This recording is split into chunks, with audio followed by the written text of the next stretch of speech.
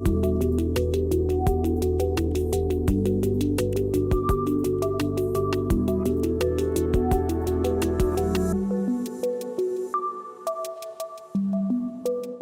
are many wonderful things that happen when people are close to one another, right? Cities have been enabling the chains of collaborative creativity that have powered humanity's greatest hits since Socrates and Plato bickered on an Athenian street corner. But there are also these demons that come with density: traffic congestion, crime, and most terrible of all, contagious plagues.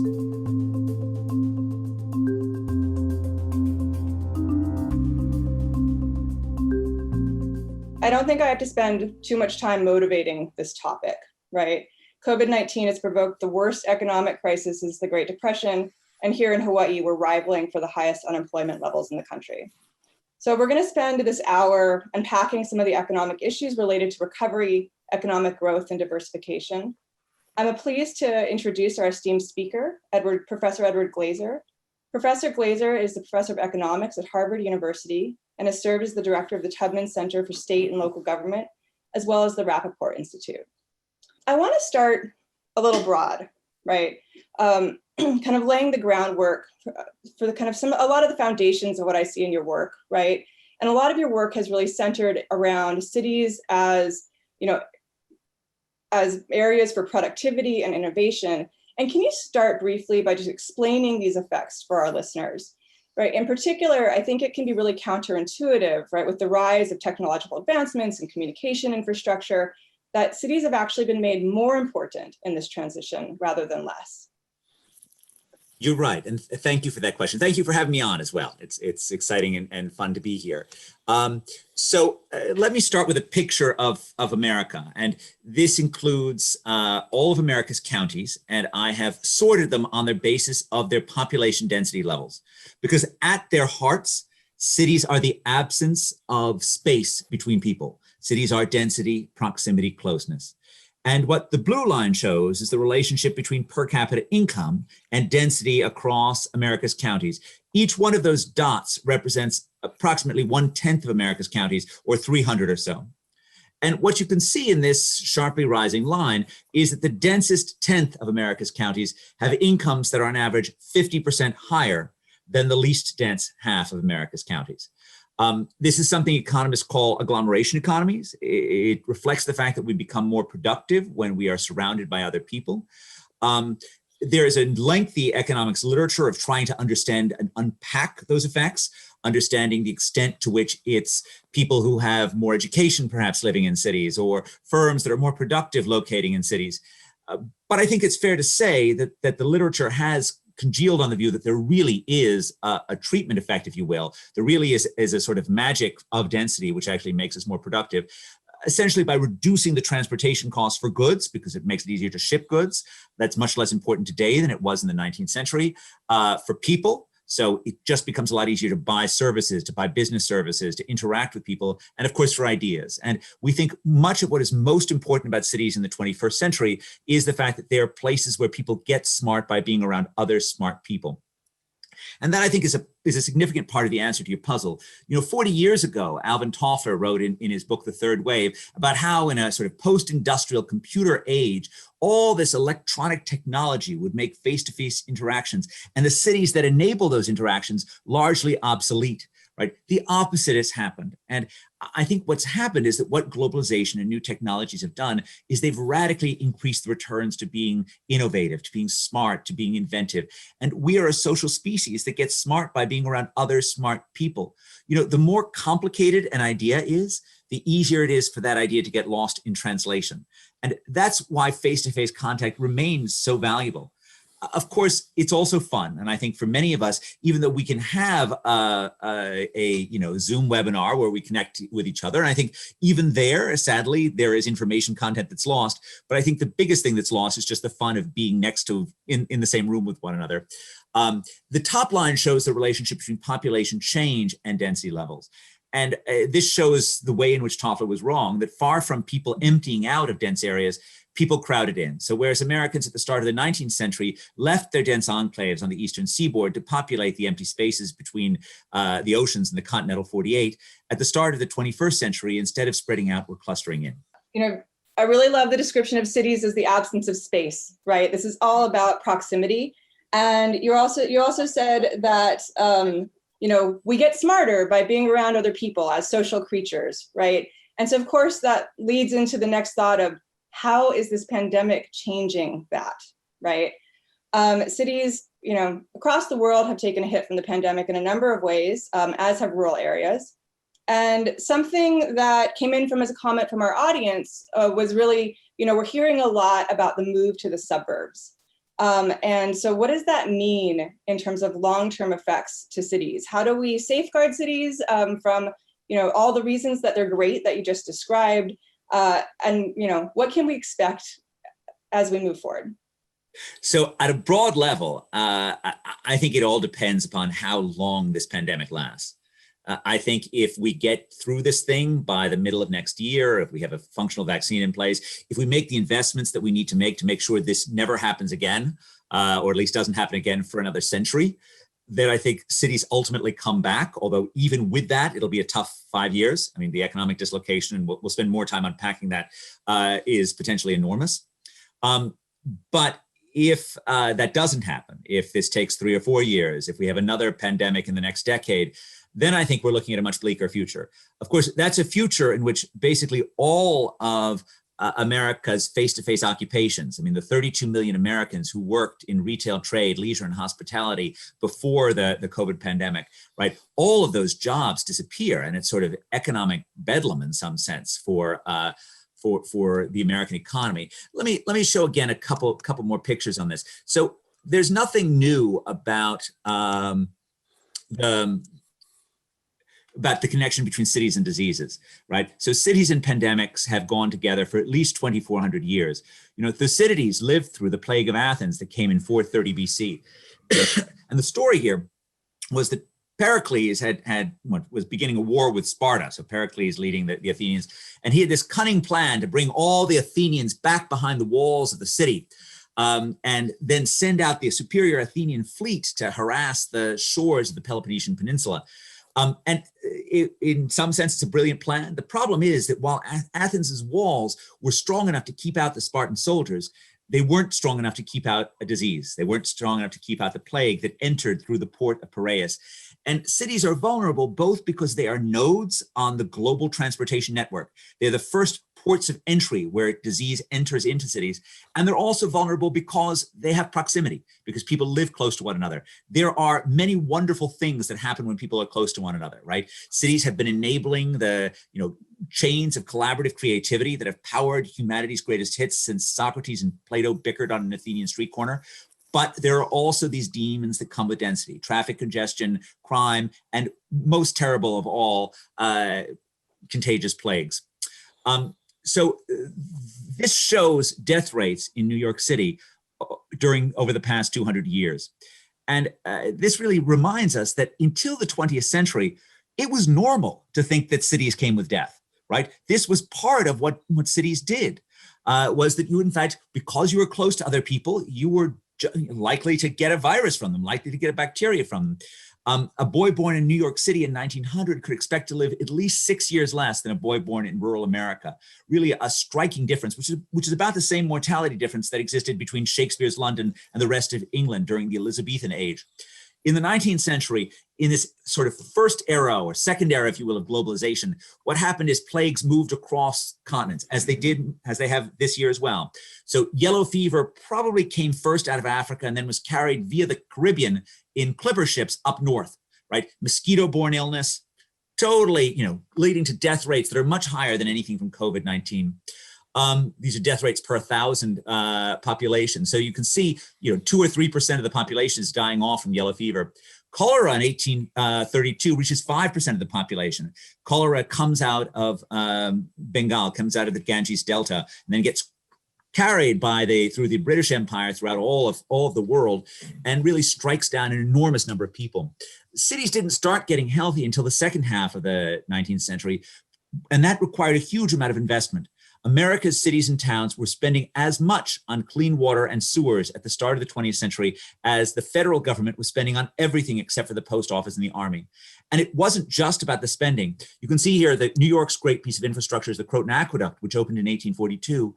And for another 25 years, the city continues to have cholera epidemics. My great-great-great-great-great-grandfather died in this one, in the 1849 cholera epidemic. And the reason is that you had what's called a last mile problem, that poor families had access to the water, but they weren't able to pay for the connections. And so it's not until you have the Board of Health that actually requires tenement owners to connect that you really start seeing this convergence in terms of health. But, as you can see, we have the influenza pandemic here in 1919. And since then, it's been a really blessed 100 years. And I think we've all forgotten how dangerous proximity can be. And of course, COVID-19 reminds us that there is this terrible risk that comes with urbanity. But it is, I believe, a risk that we can conquer, just as we conquered it in the 19th century. That's so interesting. And thanks for showing that graphic. I think that really sort of makes it extremely clear, right? This is a long-term trend. And as you said, we've had this blessed 100 years. And so most of us have, forgotten that sort of long reach of history. I want to follow up a little bit on this idea of, cities have always had risk associated to them or with them, right? But yet people go, right, from all of these other beneficial effects. So in that, and I liked your example of, the duct system, right? That was a piece of, infrastructure that was very planned, sort of, a government intervention that increased well-being for all in terms of health. What does that mean right now in terms of government interventions, right? How do we think about that as an analog or an analogy? So that's a great question. What do we need to do in the 21st century in order to make ourselves safe against pandemics? I mean, in the short run, it seems that the most effective thing we have is just to, reduce contact, but which is in some sense radically de-urbanizing our world on the fly. And I'll just sort of remind you of remind everyone what's happened on this. This comes from cellular phone data. This is Google mobility trends. And this is a microcosm of what's happened to the tourism industry in Hawaii, right? So this is the decline in people visiting retail and recreational activities post-COVID, right? So you can see this is Italy, which drops first. You have Mexico, Germany, the US, and Brazil. And really, in some sense, the whole world stopped moving around. And that was the only thing that we knew how to do really for most of the past 6 months. I mean, sort of back to medieval quarantine. And it wasn't foolish, right? So here you can see, this is New York City. And I don't know how many of our watchers know the geography of New York, but these sort of white areas over here or the darker areas are over here, those are richer areas. Those are areas with people who by and large work in knowledge industries. And in those industries, people were able to reduce their number of trips, and those darker things show the reductions in the number of trips. And it also shows that they had far fewer cases. And so this reduction in mobility really was associated with health, but what a terrible cost this comes with. I mean, this is if this is the best we can do, it's sort of absolutely catastrophic for the long run health of our system. So I think going forward, there are sort of three things that you want to think about. The first is probably the most important thing is just to fix this thing, which requires, getting a vaccine functional. And figuring out how to, luckily we have entrepreneurs in this industry who are, we've got 9 vaccines in phase 3 trials, and that's great. I think we have to think about next period about how we better prepare ourselves for this eventuality. That certainly means stockpiling personal protective equipment. I mean, it is absolutely appalling that in a country as wealthy as the United States, we didn't have enough face masks in our hospitals. I mean, that's just a shocking thing. And that's a low cost thing as well. That's something that cities and towns can do on their own. You don't need federal involvement. In terms of research on medicine, in terms of preemptive vaccination development, one of the things that's really interesting is we spend an unbelievably vast amount of money on healthcare. But because of the design of Medicare and Medicaid, they tend to be for chronic diseases, right? Not contagious diseases, not communicable diseases, chronic diseases of the elderly. And I don't know if we're spending too much or too little on those. That's not my business to opine on that. But we certainly are spending too little on communicable diseases relative to those. and investments that would, for example, make sure that we've preemptively screened potential vaccines. So we may not know what virus will come up, but we test to make sure these are healthy things to give people so we can move quickly into phase 3 testing without first going through all the safety protocols because we've done them in advance. That, for example, would be one case of how to do this. So that's one set of things. I think it's also worthwhile thinking about our medical system and the health of the United States as a whole. I mean, we didn't know what to do on masks going in, right? I mean, every East Asian that I spoke to seemed to know immediately that if you had an airborne disease, the first thing you did is you put on your masks, and yet we were totally flummoxed about it. The other thing I think that's really important is that the countries that have done this best, and you know, I think New Zealand particularly stands out, just made learning a huge part of their culture on this. So it's not that the scientists all got it right from the beginning. They didn't, and it's hard. I'm not blaming them, but it's not. But the places where science is really most effective, it's because you start with humility and you recognize the need to learn. So New Zealand makes actually having testing of non-symptomatic people to be a crucial part of their response. This means that they shut down hard, and then 1 month into the shutdown, because they're testing the asymptomatic, they know that the disease is relatively absent. And so having protocols in place to do that made it possible for them to essentially reopen in May. And they've been back to, my friends in New Zealand are basically back to a normal world. Now, they're an isolated island, and that makes things easier, unquestionably, but it's really about sort of the process of learning and adapting and making sure you put plans in place so that you're ready for next time. Yeah, I had tickets to go to New Zealand in September, but I don't think they're going to let you in, Makena. It's in for sure, and that is part of their process. I want to go back to that very striking slide you showed about trips and COVID cases in New York, right? And really sort of drawing that relationship between people who were able to isolate and then the prevalence of cases. And this question came in from one of our viewers earlier, and I think it's relevant here, right? So the question is really around long-term effects on cities' transportation systems. To what extent, you said it really depends on duration, but to what extent has what we've already experienced going to change this picture? So I think there's no question that, if you look at the opinion polling, if you look at the change in visits to public transportation, right, people are scared, to get back on the bus. People in the polls say they're scared even once COVID-19 has an effective treatment. So I think it'll be a long time before, many people are willing to go back to these high density modes of getting around. And while, most of the public transit systems right now are running their buses and trains at very low capacity, and so it feels safe, that is so far from being a financially sustainable model for these. You can't run a train with only 2 people on each carriage. You need to actually make them full if you're going to make the money work. So this is a huge challenge for cities going forward. Those places that are sort of at more moderate densities will have somewhat more ability to adapt. So I can imagine a world in which, minivans with separators between customers can be a short run adjustment. You can imagine a world in which autonomous vehicles that can accommodate 4 or 6 or 8 people, but again, with barriers, become a solution for this. But it's going to be very, very difficult in the places where they are committed to an old line transportation system unless we're able to really come to safety.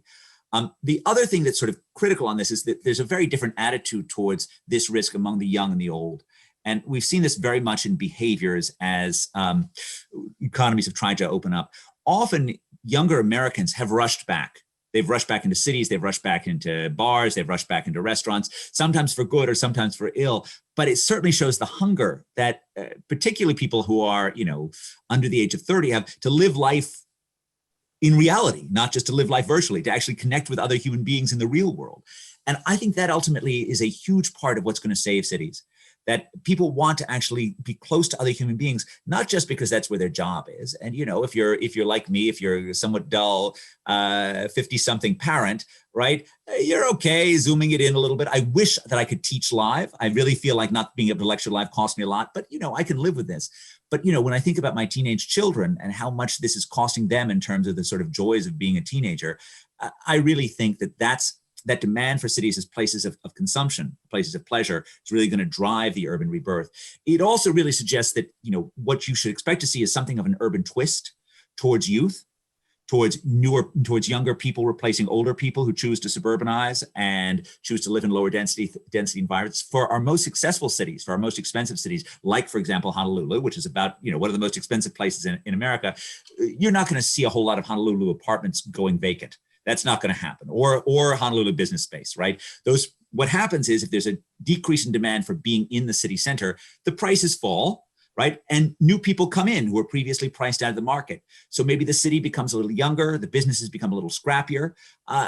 It's a little bit like the 1970s, and it's not all bad. There's a lot to like about the city becoming a little bit more affordable. Although, let's not kid ourselves, these are going to be fiscally difficult times for city governments and fiscally difficult times in particular, as you said, for city transport systems. Absolutely. Yeah, as you were saying that, so Honolulu has been in a long effort to build its first fixed rail line. And at this point, the last few miles are in question. And it's the last few miles going through the city center. So I think that ran through my head as you were speaking, and I'm sure to many of our audience members.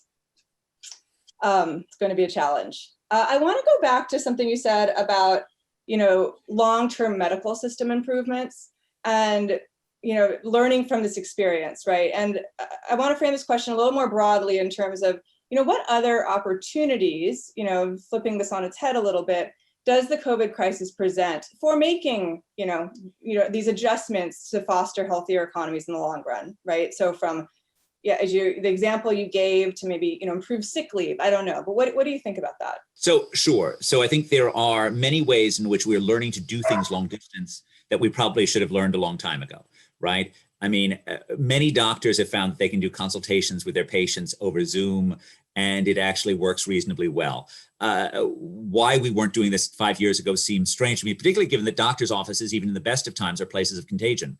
So many people would have liked to just ask a quick question about their kids' health via Zoom without having to bring everyone into the office for a consultation. So I think we should expect to see some of that going forward. And then there's a big sort of political question of what happens politically out of this. And I'm afraid my crystal ball is not particularly clear on any of that. It is certainly true that many positive things happened after the plagues of the 19th century. So for those of you who know New York City, I mean, things like Central Park, which many of us think of as being one of the great glories of the city, this vast tract of man-made greenery, that was very much something that came out of the cholera pandemics. And what's funny is both the clean water, both the aqueduct and Central Park, were actually medical mistakes. There were two dueling theories of cholera, of disease in the 19th century. One emphasized contagion, the second of which emphasized miasma. Miasma was, the disease came out of the fetid land. Now, the miasma people were totally wrong medically, but there's enough common sense in that viewpoint that they actually got the public health prescriptions right. Because what the miasma people wanted to do was to clean up the swamps, was to get rid of the standing water, was to actually introduce some clean green air. And that was the miasma guys who actually pushed for sewers, who pushed for aqueducts, and pushed for Central Park. And that ended up being a really positive thing that came out of this. I also think it's helpful to sort of react to this by recognizing that all of us in humanity are in this together. And we're in it together as a country, and we're in it together as a globe. And a disease that starts in the Ganges Delta or in Wuhan can spread everywhere. And that really should mean that we recognize our commitment to a sort of global public health in a way that's better. That in fact, the sewers in Indian cities can actually make Indiana healthier. And within our countries, right, because diseases are passed along by people who are, by contagious individuals, that in fact, every time you have a weak link, every time you allow someone to be less healthy than they need to be, that's a potential source of a disease spreading. And so, my hope is that this will, redouble our commitment to making sure that, America has the best healthcare system that it should have. If you were able to design the next federal relief package, what should it look like? What do you think, what do you think might be necessary? So, there's no question that this is a very difficult time for the economy. I'll just share a slide. We've been doing these polls of businesses from April through the Alignable Network of Small Businesses. And this is, what was happening in April in terms of the closure rates. You have about 45% of the small businesses in our sample, about 4,000 businesses, 45% of them are closed. And amazingly, 37% of them expected to still be closed in December, even though they didn't think COVID was going to last more than 4 months. But they did think that they would still be closed. And that's partially because they just thought demand for their businesses would be down, as indeed it has been down. So there's heterogeneity. Once again, sort of banking and finance, as you can see up here, feels relatively good about its futures. The arts and entertainment, it's Armageddon, right? So anything that involves in live entertainment venues is just in absolutely difficult shape. Personal services, very, very difficult. And indeed, the gap in what happened is very different by the education level of Americans. So this has been a very uneven economic crisis. So this shows the picture of the roughly 50 million Americans who were unable to work due to the pandemic, and the 50 million Americans who were teleworking during the pandemic. So these are about equal numbers. It's 42 million here, 46 million here. It's 50 million once you include the younger people in it. But look at the education here. So look at what's going on here. 60% of the people who are teleworking have a bachelor's degree or higher, right? It's huge numbers of people are going into this. Of the people who had advanced degrees, 70% of them were dialing it in. Whereas this share, the share who are unable to work, very few coming from the advanced degrees, overwhelmingly coming from the less educated Americans, right? And so it's a world in which if you were an information worker, if you were someone with an advanced degree, you were figuring out some way to make this work over Zoom or whatever your preferred technology was. Whereas if you were somebody who actually worked live, who had, who served lattes, who worked in a restaurant, were part of the 32 million Americans in leisure, hospitality, and retail trade, right? That was a sort of disastrous group. Now, what does that mean in terms of the right aid packages? So I don't know how I ultimately feel about the vast size of the Paycheck Protection Program. It was a lot of money, and it was a lot of money not very well targeted. On the other hand, we really did need to get money out quickly. But when I think about this group, I think we've got to recognize that we cannot save every small business, and that in some senses, it's going to be more important to enable this economy to restart itself than to try and make sure that every business survives. And so what that means is we want to make sure that in places in America where we've made it very difficult to start a business, where local regulations have stymied things, we really want to sort of fast track reopening businesses post-COVID. And in some sense, it may be the same person. It may be the same person who's serving food in a restaurant, but they may need the protection of bankruptcy, and then they'll need to reopen after this happens. And we need to be open to that kind of churning. At the individual level, of course, we need to make sure we protect these people against harm. And so I think short-term aid, we were very aggressive in short-term aid in April. That was good. We should continue to be. I am something of a skeptic about universal basic income more generally, because I think, in fact, it is very important that Americans have strong incentives to work most of the time. That if I think about this transition in my lifetime from roughly 5% of prime-aged males who were not working in 1967 to more than 15% of prime-aged males over the last 10 years, that's a terrible thing. That when we look at, particularly men between 25 and 54 who are part of the long-term non-employed group, this group is miserable by and large. And, it's associated with suicide, it's associated with divorce. And I am splitting up men and women on this just because when women are not formally employed, they're usually doing very productive things, right? They're taking care of family members, they're actually going to, they're taking care of their kids. They're doing things which are valuable. I'm not saying, so I don't, I just don't think that that's the same level of social issue as this army of long-run jobless men. Who are by and large not taking care of family members, who aren't even doing any chores, who are sitting on their couches watching 5 hours of television a day. And so for that reason, I really think we need to be careful about anything that deters people from working most of the time. Because of course, getting through life is not just about earning an income. It's about having a sense of purpose, and it's having a sense of social connection. And that comes for most of us with having a job. But during a period of COVID-19 pandemic, when many people are in occupations which there's just no chance of them working, then just write checks. Don't worry about it. Don't worry about negative incentives. Don't worry about restarting things up. Just make sure that they're putting food on the table and that they're not suffering. So this is an unusual time period in which I think things like universal basic income are just fine. So those are some things. And when we get through this, I mean, I would prioritize right now ending the pandemic. I think that's by far the most important thing before we can really do anything in terms of large scale restarting the economy. Once we do get through it, we're going to have to worry a lot about making sure that we have policies in place to enable businesses to reopen as quickly as possible. Thanks, Ed. And actually that totally touched on a question that had just come in from the audience about negative productivity incentives. So thanks, that was great. I want to, go to sort of the municipal level. So, Joe Stiglitz recently suggested that state and municipal governments should avoid cutting spending, to the extent possible, even though public budgets are in free fall. But by tapping federal funds and taking advantage of the Fed's municipal liquidity facility. What are your views about how state and local governments could or should be responding? So I agree with Joe that you really don't want to be massively cutting state and local spending during a downturn. I mean, that just doesn't make any sense. I am somewhat less enthusiastic than him about the idea that the federal government is just going to take care of it all. We have an odd structure in our system that we think it's okay for the feds to borrow oceans of money, right? Our federal government is in the business of running unbelievably vast deficits, but we hold the purse strings very tight at the state and local government level. We actually don't think it's okay for state governments to borrow large amounts of money. I'm not sure that makes sense. I'm not sure that we want a system where we expect the good people of Hawaii to be bailing out the residents of Chicago or New York City, or vice versa, right? I think, in fact, New York should be spending as much as it used to, but there's no reason why that can't be done with borrowing at the state and local level.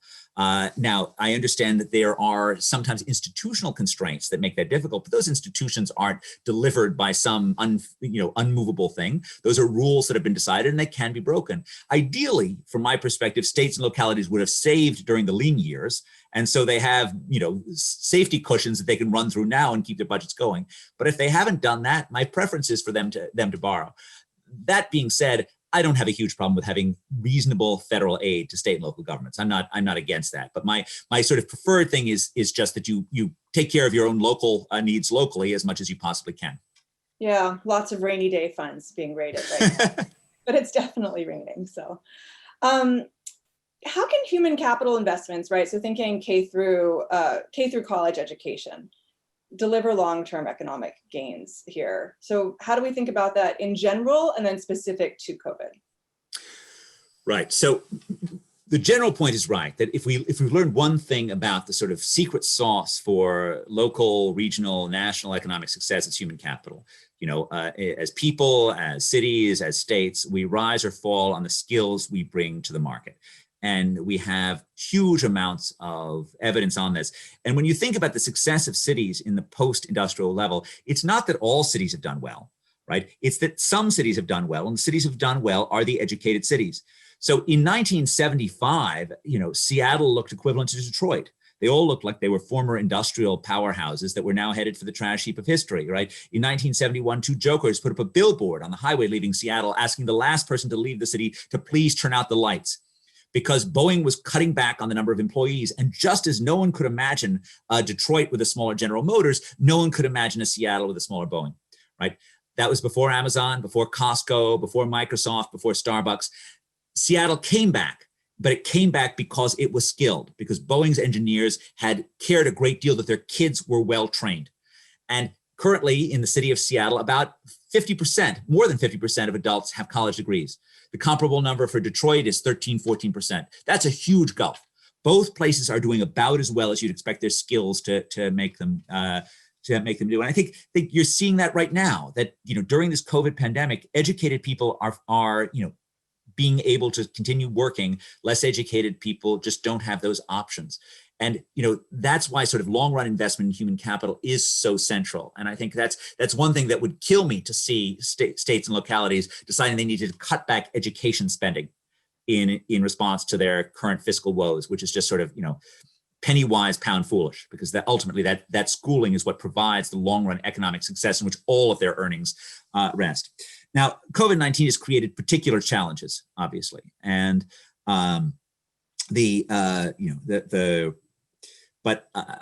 it's hard. And as someone who spends a lot of my time actually educating students, as you do, I mean, this is a difficult time to teach.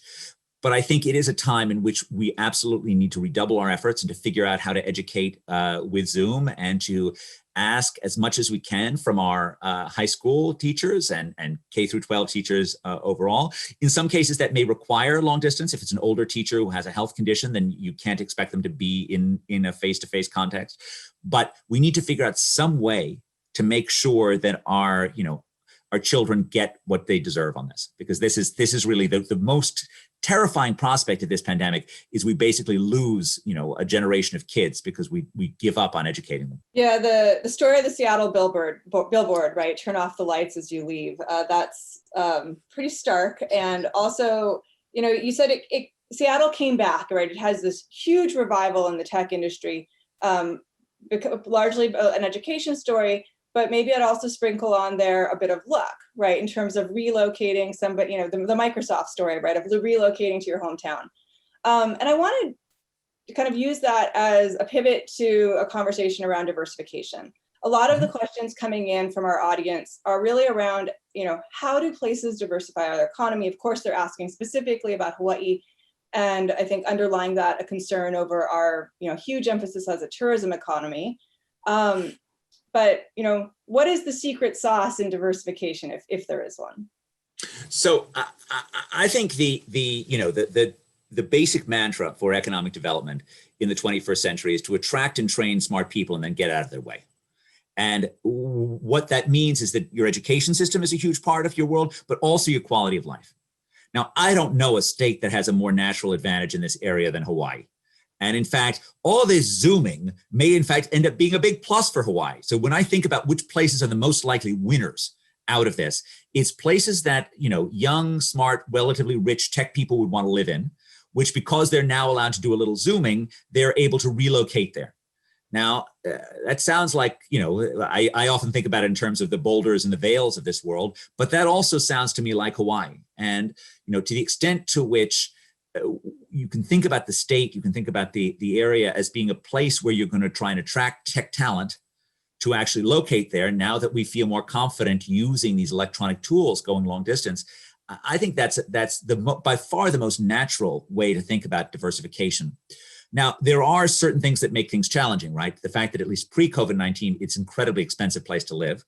And yet the way that we know to create affordability is to build more housing, to build more space.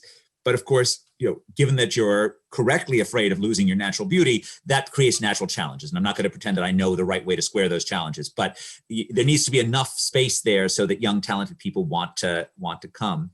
But I think that's the natural way, is to focus on attracting sort of talented people across a variety of industries to think about Hawaii not just as a place to spend a pleasant 2 weeks, but actually to be a place to start your startup, to start going. And I think if you think about the things that are supportive of those talent, I would focus on two things. One of which is universities. So there's a great track record in the work of Naomi Hausman at Hebrew University really shows this, that after the Bayh-Dole Act made it possible to commercialize federally funded research, you saw throughout America new clusters of industry spring up around universities. And that's one sort of important thing, to make sure that Hawaii's universities are sort of open for business and are ready to house the spinoffs. And then the second thing is your regulatory environment. So how easy are you making it for those businesses to start up? And that would be something that I would sort of think that, the post-COVID shutdowns, this is an ideal time to think about whether or not you've made it as easy to start a new business in Hawaii as you could possibly make it. And I think that's the other area that's really natural.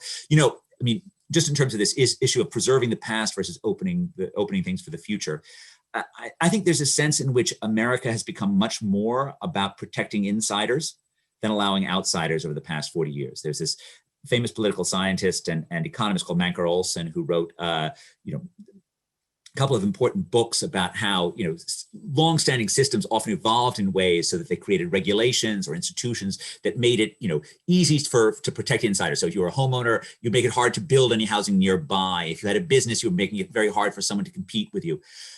I didn't think much of this when I first read it 30 years ago, but I really do feel like in many different ways, America has evolved in that direction. And really making Hawaii a place that's very pro-entrepreneurship means pushing back on that, means making sure that the system doesn't just protect the incumbents, makes it possible for any 24-year-old with a great idea to come to this beautiful state and do something incredible with it. So I don't think any of us quite know what the data is entirely meaning yet, but during COVID, Hawaii's median price of a single family home hit its all-time high. So that means something. Well, that shows you both demand, but also maybe there's some room to supply a few more homes in there, if you can figure out some way to do it. So, your two sort of, concrete examples there where universities play a really critical role in commercialization, right? So that is something that the University of Hawaii has been making huge efforts on in the last few years. And then the second was just kind of this general regulatory environment, right? How to make it easy for business startups. Something I've been struck reading some of your more recent work around sort of pioneer firms, right? This idea of firms that come in and are innovative, and then also draw people who have some local knowledge, but maybe a slightly different, I can't remember the way you put it, maybe a slightly different occupation, right? Slightly different kind of knowledge base. Can you describe that? I think that's a really important concept for this diversification question. So we often think that new ideas are formed by combining old ideas, which means that we think there's a lot of value of having a reservoir of people who know different things in a particular area. So industrial monocultures tend to be a little bit sterile because you're all just working on, pushing the next iteration of this one technology, whereas sort of real leaps forward involve these sort of combinations. I like to give the example of Mike Bloomberg, who, before he was a mayor and philanthropist, was, first he worked at Salomon Brothers. He ran their trading floor, he ran their tech operation, and then he started out on his own. But his success with Bloomberg LLC was not in financial services. He runs a tech company. He runs a tech and IT company, right? And in some sense, he's competing with the guys in Silicon Valley. But the reason why he's able to compete so successfully with them is he actually had come from financial services. So he was able to combine his knowledge from financial services with his knowledge of technology. It's a combination of those two that made those Bloomberg terminals. The fact that the city had taught him what the traders at Merrill Lynch wanted on their desk. And that was really critical. So it's this ability to combine different strands of knowledge and weave them together, I think, that creates the greatest leaps of entrepreneurial imagination. And I think for that reason, making sure that you don't become an economy that says, look, we happen to be one of the most beautiful places in the world. And so what we do here is tourism. And what we're interested in is just having more tourism. And we're sorry that tourism doesn't work during COVID, but don't worry, we'll be back with more tourism. That's fine, but it doesn't feel like it's a sustainable model in the long run. And it feels like it's a much wiser model to say, look, we have an incredibly beautiful place. We're glad to welcome in guests, but we also want permanent residents who are going to bring a variety of skills, ideas, initiatives to Hawaii. And that sort of the long-term residents are the ones who ultimately create the economic strength, vitality, and resilience. Well, that is a fantastic point to end on, I think, and we're also out of time. I really want to thank you, Ed. This was a great conversation. I have a long list of more questions that I wish I had time to ask you. But mahalo. Thank you so much for being here today and sharing your thoughts. It's been just really, really wonderful. Thank you so much for talking to me. It was a great conversation for me as well. All right, so right now we're going to transition, and I'm going to ask my colleague Sumner to come on the screen. Thanks, Ed. Hello, Sumner. Nice to see you. Good to see you. So we want to, we kind of started to transition the conversation with Ed into Hawaii, and I want to pick up with his, his last sort of concept.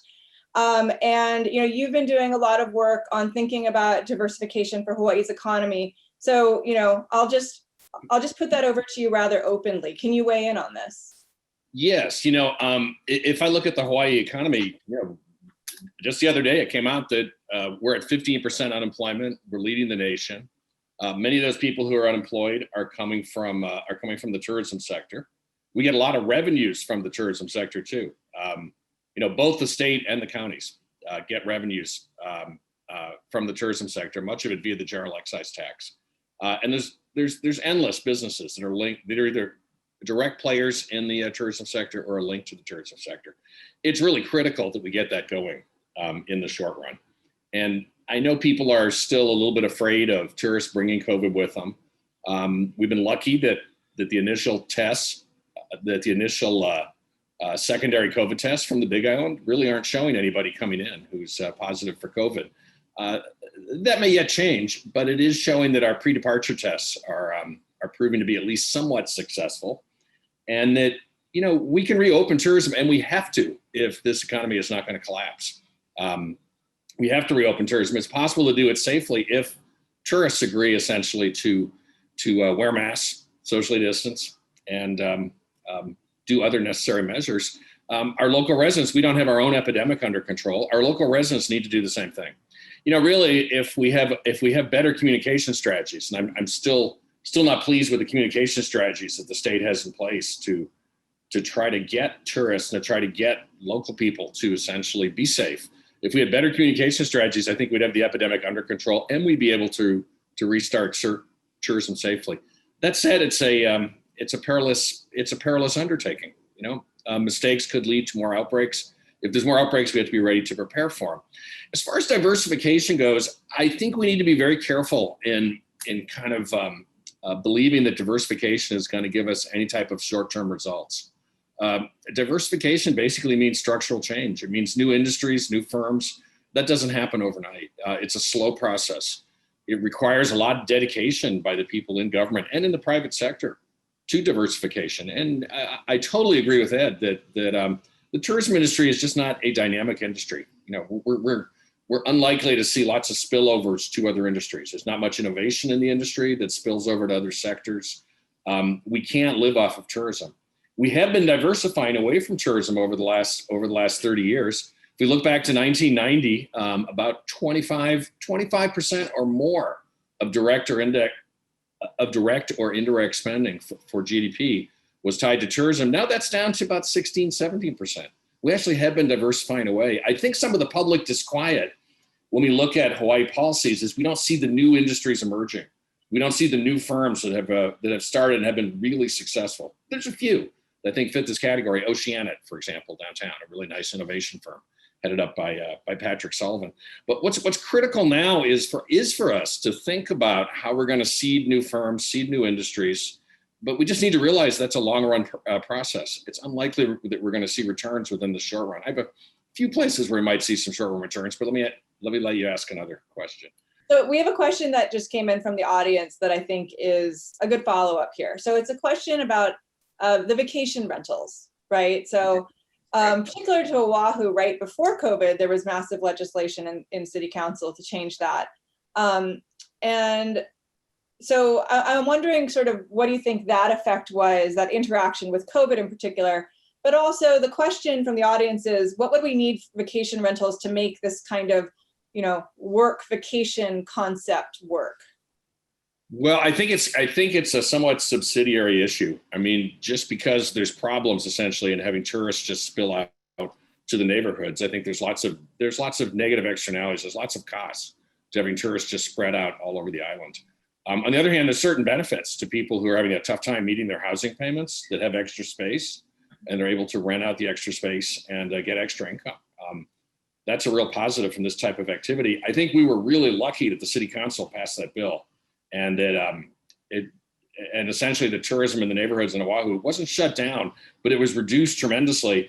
That helped reduce the spread of COVID during the early stages of the COVID epidemic during February and March. The fact that we'd already shut down a lot of that industry, that was an unintended effect of that particular type of regulation. So in the future, we just need to look really carefully at this. I think there is a feeling that's emerged in the islands again, and this has been around for a long time. It just kind of comes and goes, is that we have to run the tourism industry for the people on Oahu. The tourism industry can't be run just for the benefit of the tourists. We have to feel that we benefit from the tourism industry, and that we're happy that tourists are here. And if there's too many tourists, or they're spread out over the neighborhoods in ways we don't like, we need to find ways to regulate that. That said, not every neighborhood needs to be the same either. There may be some neighborhoods that the neighborhood and the city would like to decide that more tourists are acceptable in those neighborhoods. This is one of the problems we have with our centralized mechanism of governments in Hawaii. That, for instance, the whole island of Oahu, we really just have one government. There's some advantages to that in an island state, but there's also some disadvantages that neighborhoods really can't adopt policies that are more tailored to their particular circumstances.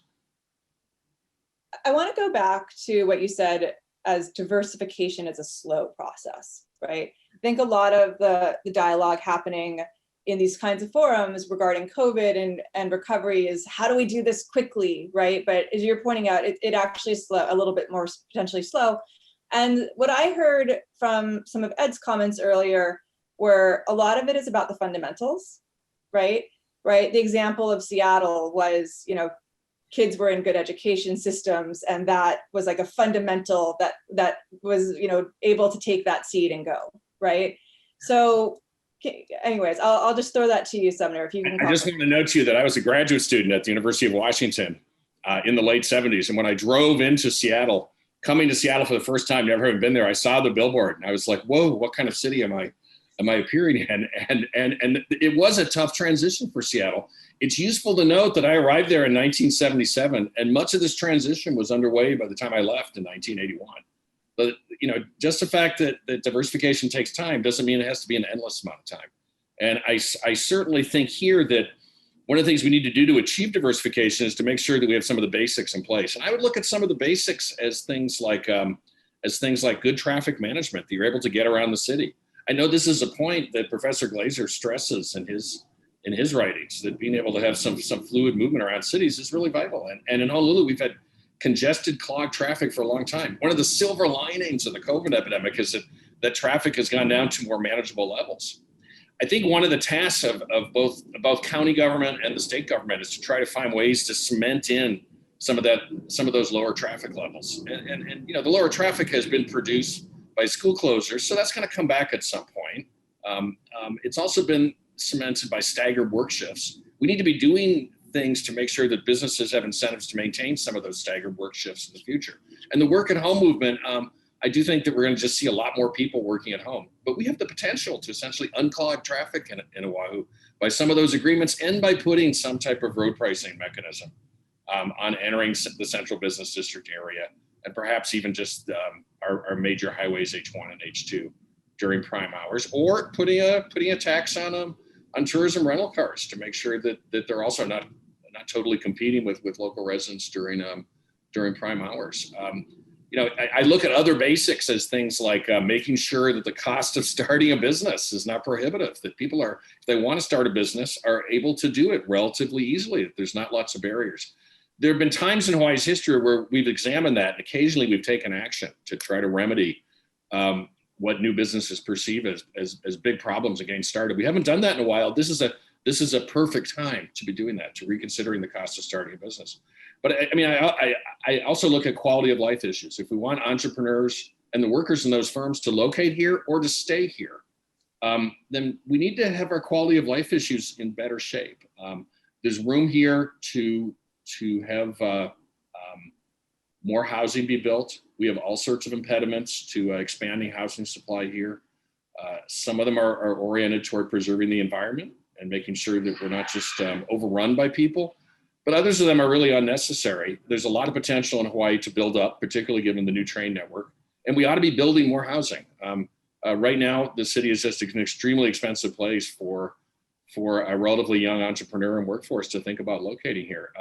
That's something, again, that doesn't happen overnight, but again, regulations can be changed within a relatively short period of time, and part of those regulations are to see that housing emerges faster. There's K through 12 and university issues, that having a good public school system is really important, but there's not enough time to go into this here.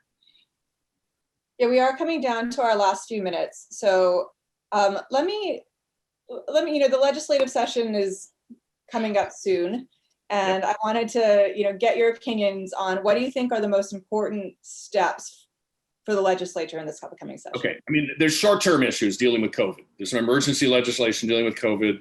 There's the state budget. There's the issue of how to deal with federal relief, and the federal relief situation just keeps emerging over time. But I think we have a few other issues too. One is that the COVID epidemic has laid bare that in many state agencies and in some county agencies, but more so the state, that we essentially have an antiquated government machinery in place, that we just don't have the right administrative mechanisms in place in so many areas. Our unemployment insurance area, trying to get unemployment benefits paid to people on a timely basis, that just didn't work at all. But there's certainly other ones. The Department of Health, where the whole contact tracing mechanism, isolation and quarantine, was an absolute fiasco. It's improving a bit now, but we need to be looking at this antiquated government machinery. I think there's other places where it really holds things up. So let me just close with talking about renewable, or just close this question with talking about renewable energy. I think renewable energy is one of those areas where Hawaii can make faster progress. If you look at our progress over the last 5 to 7 years, it's been pretty good. We have tremendous potential here. We have extremely expensive electricity. And we should be moving to put in place renewable energy facilities, whether they're on people's rooftops or whether they're via farms in various places, farms of solar and windmills. And yet what we've seen is that we kind of have an antiquated machinery of government at the Public Utilities Commission. They've been slow to approve projects. There's been unnecessary conflicts. The legislature ought to be looking at ways to resolve the unnecessary conflicts. It ought to be looking at ways to resolve conflicts between people engaging in renewable energy projects and neighbors. I think we just need to be setting clearer guidelines. And once those guidelines are met, the projects ought to move forth more quickly. But we have tremendous potential. There's an area where I think we can diversify and perhaps even have lower electricity prices within a short period of time. That's certainly another basic. Having lower electricity prices is a big input into the cost of business for a lot of firms. So I see lots of potential, and one more point, and that's just that I also think that in general our policies for economic development, they're just incoherent right now. They don't make a coherent whole. There's really nobody in charge. The policies are rarely evaluated. And when they are evaluated, there's few changes that are made in response to the evaluations. We really need to get a handle on that in this legislature. Just to say that DBED is doing this, I mean, DBED, I don't think is doing this effectively. And we desperately need to be looking at putting a more coherent set of economic development policies in place. This is the best time to do that. There's no reason for the COVID epidemic to get in the way of that. So I've just gotten the green light that we can go a couple of minutes over, because I do want to ask one more question and then we'll wrap. Okay. You brought up renewable energy and some of the things that could be done to smooth that transition, right? And questions are coming in from the audience around agriculture. So diversified agriculture has long been a sort of hot topic here. How do we do it, particularly given our agricultural history? Right now, much of this serves the local market, right? Electricity for sure, right? A lot of agriculture serving the local market. How can we think about both of these sectors in terms of moving from kind of local to traded sectors? Well, I mean, diversified ag is a tough area. And, if we look back at the 2000s, we find that Hawaii crops were subject to vigorous international and national price competition, as well as price volatility. That's not going to change anytime soon. Most of our crops are not within federal programs that try to stabilize prices. We've had problems with tropical viruses, farm vandalism, shipping problems, brand name problems that could be solved by the legislature, I think. Spotty farm management, water supply problems, worker housing shortages. Some of these can be addressed, and I think we need to pay attention to that. There's no shortage of empty or underused ag land on the 4 main islands. That includes Oahu. Okay, and that's more so than neighbor islands, but that also includes Oahu. But there's limited local markets and there's big export obstacles. And I think this is just an area we need to put more effort in. We need to be careful about engaging in what I might call quasi-utopian schemes. And the quasi-utopian schemes are one where we talk about lots of small farmers setting up small farms. It's a great idea in some sense, and it's not a bad way to farm. And I think there's a desire in Hawaii on the part of many people. I encounter this all the time, for people to start their own farm and to be a farmer. We might put a little bit more money into training people to be farmers, but the bottom line still on the economic research is that big farms pay. Big farms pay, and we're also seeing. I was intrigued by the newspaper article yesterday on the new farm on Lanai that Larry Ellison is starting up. That's essentially just greenhouses, and seemingly, if you read the article, those relatively higher tech approaches to farming have been very successful. It's always hard to know when you have a billionaire running these things. It could just be that the billionaire is running the stuff and that it's almost a pet hobby, or that they're just waiting to see what happens. But that may be the wave of the future. We may well see that we're seeing high-rise farming, or that we're seeing this type of high-tech farming that's indoors and using more of Hawaii's sunshine than Hawaii's soil. But I think this is an area where we need to investigate more. We keep talking about it. I don't think we're doing a good job, trying to come up with what's feasible and what people who might want to work in that sector would like to have, or what they need to. Great, thank you, Sumner. So we are out of time, and we actually have lots of questions that came in that we weren't able to get to, but I think it's important to say that I'm very grateful for the Better Tomorrow Speaker Series, because it seems this is a great forum to start addressing some of these things. So, I really want to thank the sponsors of the Better Tomorrow Speaker Series, particularly the Hawaii Community Foundation and Kamehameha Schools. Also thanks to UHERO, the Scholar Strategies Network, and the UH Alumni Relations for sponsorship of this particular event. And lastly, just really a huge thanks to you, Ed, for the great conversation, and to you, Sumner. This was, I think, very fruitful. And for the audience, thanks for joining today, and thanks for sending in your questions. Mahalo. Mahalo.